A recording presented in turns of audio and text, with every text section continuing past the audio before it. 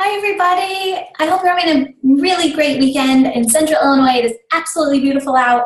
So I'm sure a lot of you are outside, and that's great. I'm thrilled that you're getting some activity and some sun and some vitamin D. I will make this quick. So please post any questions you have below the recording of the video, and know that I will answer them on Sunday. So I like to work less on Saturday so I can be with my family, and I bet you feel the same way. So I'll be sure and answer your questions on Sunday. All right, let's get started. So this training is all about intermittent fasting.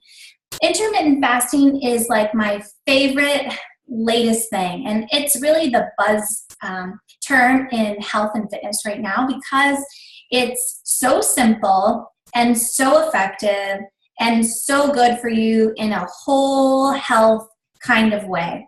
And one of the things I've really been interested in lately is just improving overall health. Like, not just about fat loss, it's not about being thin, it's just about feeling your very best. And oftentimes when you feel your very best, you know, all that other stuff takes place as well. It follows. So let me start by just explaining what intermittent fasting is in a simplified way, and then I'm going to break it down. We're going to talk about why to do it, the different styles of it, who it's not for, who it is for. I'm going to tell you how to do it.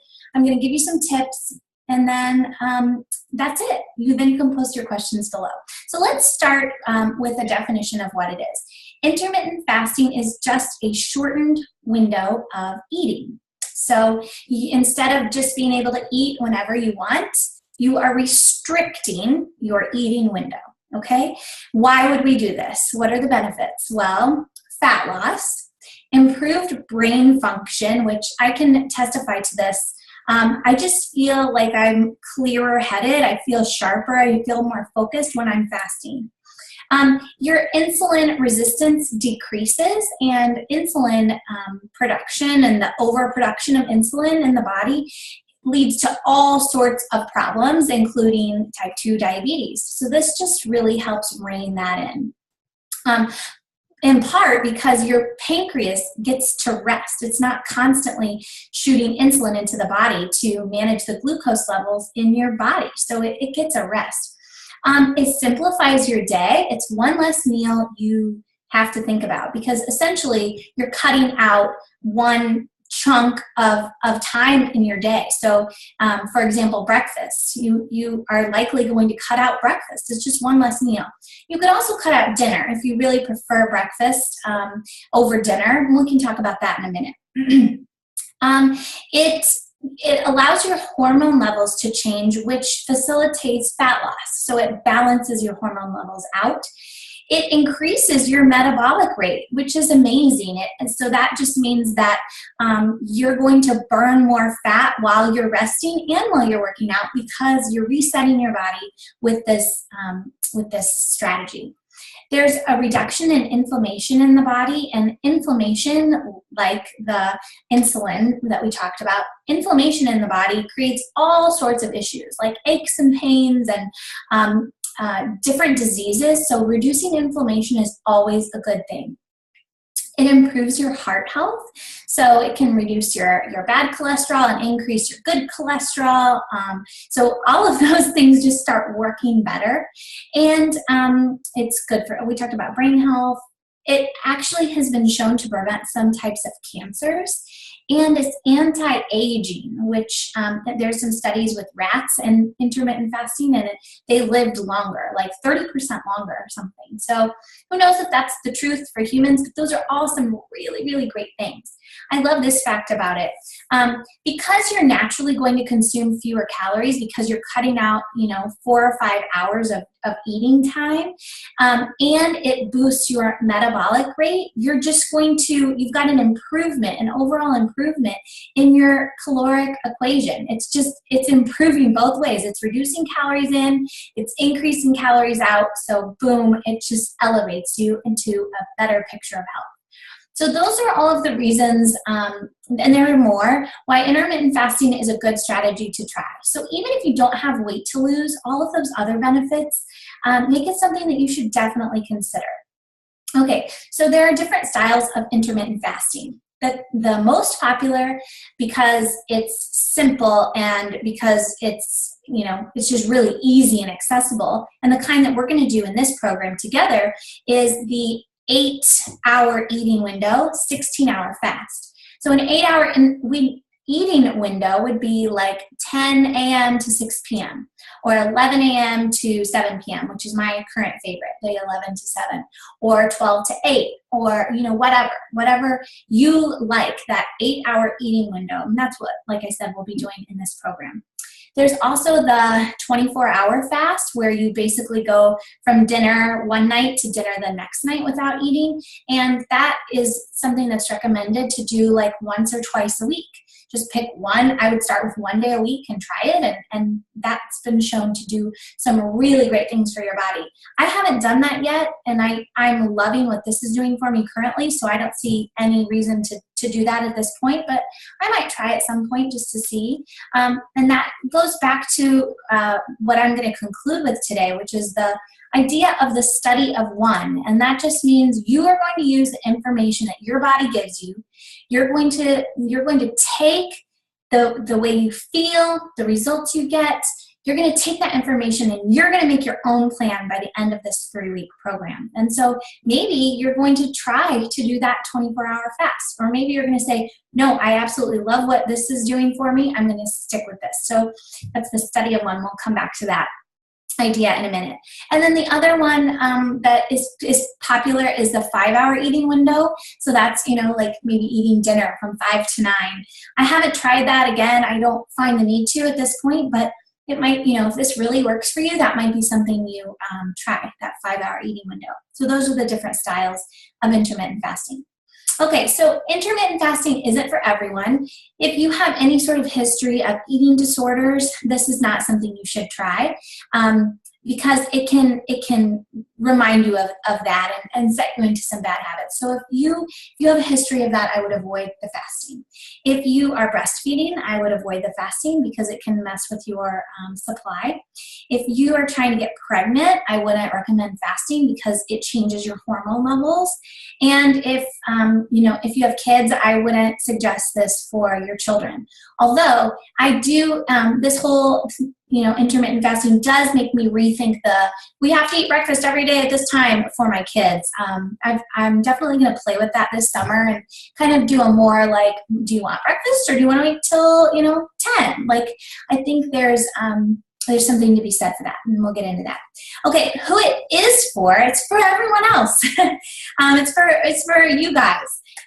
There's really nothing dangerous about not eating food for these shortened periods of time, which is funny. I think when people hear the word fast, they're like afraid, like that's extreme. But I really want to kind of change that way of thinking, because honestly, in all of the research, there's just really nothing bad about doing an extended fast. You can even do like a 3-day fast with preparation and some coaching through it, and that's really great for you as well. There's really no biological cellular need for breakfast, contrary to what we've all been told for years and years and years. Breakfast is the most important meal of the day.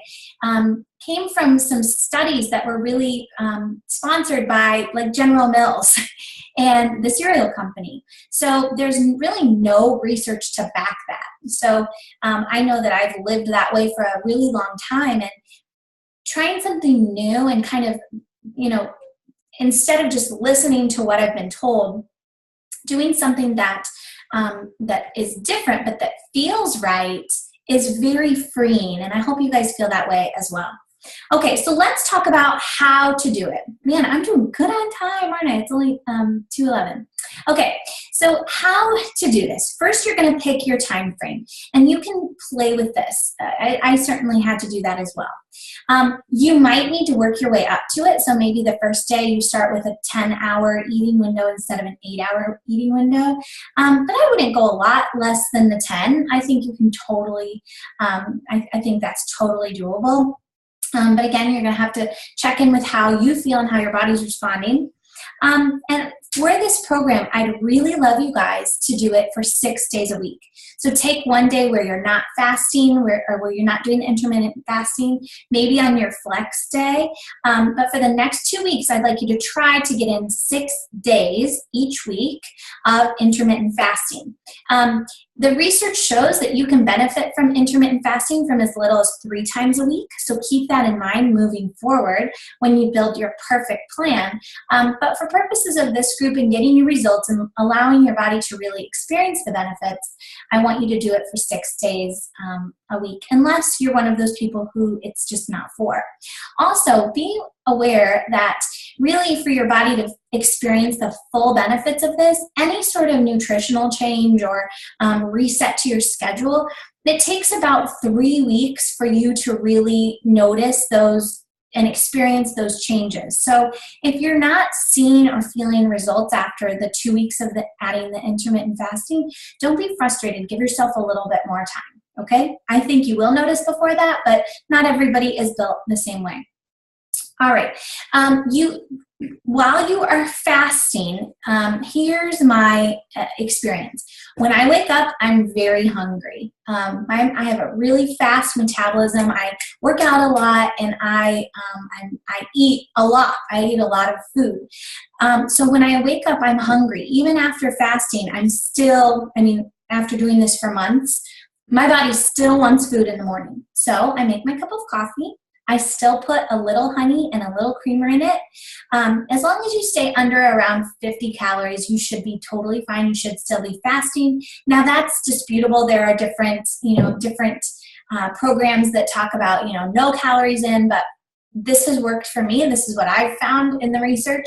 You guys might play with it. So I have my coffee, and that satisfies me for a good 2 hours. I don't even think about food. I'm not hungry. I get the kids ready for school. I'm doing, signing papers and folders for Zoe and getting her on the bus and, doing the dishes, and it's just busy. So I have my coffee early. I'm busy. That keeps me going for like 2 or 2.5 hours in that busy time frame.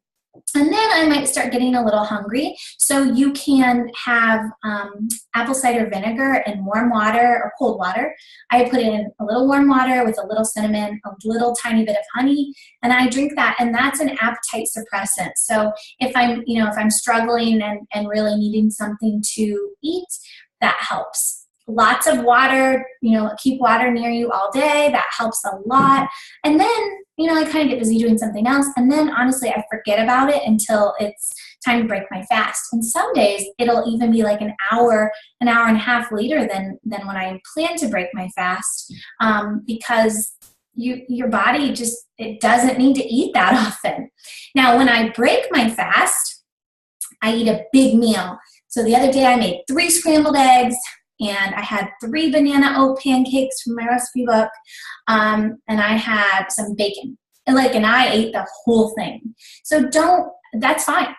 Eat, fuel yourself up depending on if you're doing high carb or low carb. Just eat a big meal. Remember that with carb cycling as well, we talked about you need to eat as many. Don't worry about calories. Don't worry about counting calories, and don't worry about your portions. Just eat until you're full, please. Eat until you're full. The intermittent fasting is going to take care, if you listen to your body, it's going to take care of getting you the food that you need, but not too much. Just don't eat so that you feel super, super full. Eat till you're satisfied. Now, I notice, this is just my body and how it responds. Yours might be different. About 2 hours after I break my fast, I'm ready to eat again. So that's when I might have a salad. I might have my Shakeology. I might have, a veggie for a snack if I'm doing a call or something. And then, I'm just eating more regularly. But by the time my eating window is over, I'm satisfied. I don't feel hungry then. I eat right up into the end of my window, and I feel satisfied. And if I get hungry later in the evening, then I will have the apple cider vinegar and the water, and that helps a lot. So those are my tricks, my tips. Water, coffee, and tea are fine. I also use a pre-workout on super early workout days. I think it has 35 calories, so I think that's fine. That works for me. that just helps me get through the workout without any food. But I prefer working out fasted. I feel like I have more energy and I can perform better. So if that is one of your questions, like, can you work out fasted? Absolutely. It might take some practice if you're not used to doing that. So just play with it and listen to your body. And if you feel weak or lightheaded, stop or back off, or take some coffee, maybe have a bite of banana and try again the next day. You know, you've got to see how your body responds. There's one more thing I was going to say about fasting. I lost it. So you guys, starting on Monday, I would like you to start intermittent fasting if it works for you. If you're not one of those people I say, you probably shouldn't do this. And we'll add that to the check-in points. It'll be out of 4 points to do fast. That'll be the 4th one.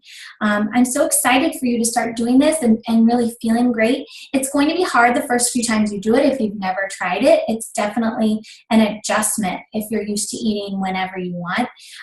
But just keep in mind that you're not really restricting yourself on how much you can eat. It's really lovely because it's not a calorie deficit program, but you will put yourself in a bit of a deficit because you're taking out a whole meal.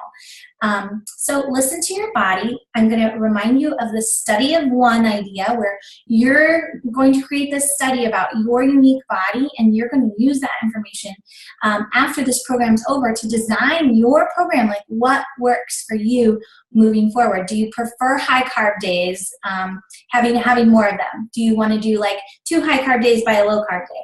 Or do you feel better on your low carb days? Do you love the fasting? Do you want to do fewer days of that? Or would you rather throw in a 24-hour fast? Like, you're going to play with it. And we're all going to have differences in how we design that program. And that is the wave of the future in fitness and health, where there's not a one-size-fits-all plan. There's just not. We're too different. So I think, isn't it freeing to know that everybody's different and we're going to make our own plan? I love that. All right, you guys, I hope you have a great day and enjoy this weather. I will post the recording right now. I'll talk to you soon. Bye-bye.